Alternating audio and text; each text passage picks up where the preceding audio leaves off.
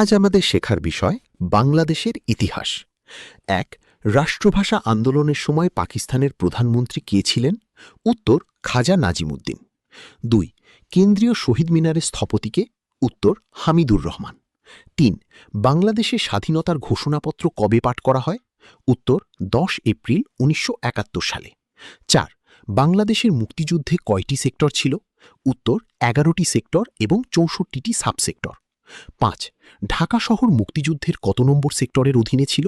উত্তর ২ নম্বর সেক্টরের অধীনে। ৬. বীরশ্রেষ্ঠ খেতাবপ্রাপ্ত শহীদদের সংখ্যা কতজন এবং তারা কারা? উত্তর ৭ জন।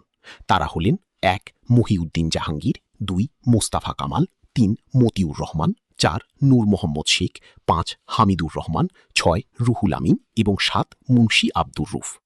৭. বাংলাদেশের জাতীয় স্মৃতিসৌধের স্থপতি কে এবং এটি কোথায় অবস্থিত? উত্তর স্থপতি সৈয়দ মাইনুল হোসেন। এটি ঢাকার সাভারে অবস্থিত। ৮. পাকিস্তান সেনাবাহিনী কবে ও কোথায় আত্মসমর্পণ করে? উত্তর ১৬ ডিসেম্বর ১৯৭১ সালে ঢাকার রেসকোর্স ময়দানে।